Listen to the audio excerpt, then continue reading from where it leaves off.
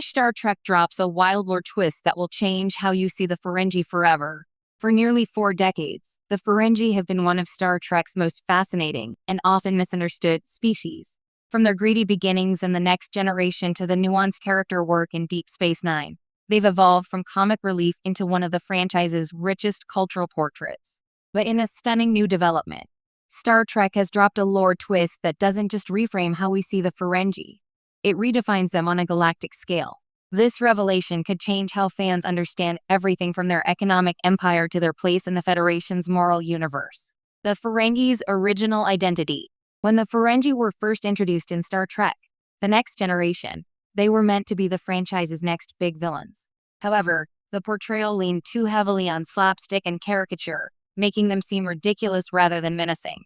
It wasn't until Star Trek: Deep Space Nine that the Ferengi gained depth through characters like Quark, Rom, and Nog. The show turned their obsession with profit into a lens for exploring capitalism, ethics, and even family. Through Quark, we saw how Ferengi rules of acquisition weren't just about greed. They were a belief system, a religion of economics. Through Nog, we saw how a Ferengi could rise above societal expectations and become the first of his kind to join Starfleet. The Ferengi became a metaphor for how tradition and progress can coexist, and how morality evolves in the face of survival. The new twist. The true origin of Ferengi commerce. The new Star Trek twist, revealed in Strange New Worlds Season 3, completely upends that foundation. According to newly unearthed Starfleet records, Ferengi culture's obsession with profit didn't originate on Ferengi at all.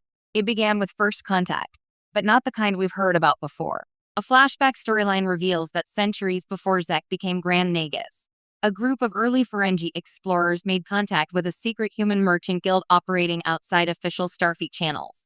These traders, working in the post-eugenics wars chaos of the 22nd century, sold early warp technology and economic systems to the Ferengi in exchange for exotic resources.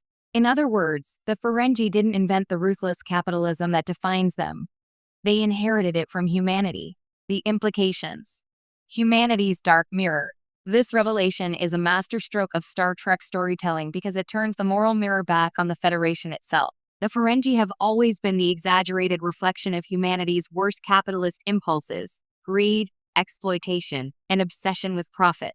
But now, canonically, they are a direct product of it. The very system that Starfleet evolved beyond helped birth the Ferengi's modern culture. It's a subtle but devastating twist. Humanity's economic legacy didn't just fade with the United Earth government, it infected another civilization. The Ferengi's worship of the rules of acquisition suddenly feels tragic, not comedic. They're living by a corrupted philosophy that was never truly their own. And every bar of latinum they earn is a relic of humanity's ancient mistakes. Quark, Rom, and Nog reconsidered. This twist also recontextualizes beloved Ferengi characters from Deep Space Nine. Quark's constant tension between greed and conscience now feels like something deeper, the echo of a species struggling with values that weren't truly theirs. His occasional kindness, his love for his brother and mother, and his moral hesitation suddenly make even more sense. Rom, who rejected profit entirely to pursue fairness and equality, becomes the first true Ferengi revolutionary, not just against his own people, but against the human legacy that shaped them. And Nog's journey to Starfleet takes on a symbolic weight no one could have imagined. He wasn't just bridging two cultures, he was unknowingly reuniting humanity with one of its lost moral descendants. The Federation's complicated response. What makes this lore twist even more impactful is how the Federation handles the revelation. In the episode, Captain Pike and Spock debate whether this knowledge should be made public. Spock argues that the truth might destabilize the Ferengi alliance, which has built its identity on self-made economic pride. Pike, on the other hand, insists that truth is a kind of profit too, a beautifully Ferengi-like turn of phrase. This scene perfectly encapsulates Star Trek's moral tension. Should the Federation reveal the truth and risk chaos, or preserve the illusion to protect interstellar stability? It's a philosophical question worthy of both Roddenberry's utopian ideals and DS9's political realism. A cultural ripple through Star Trek canon.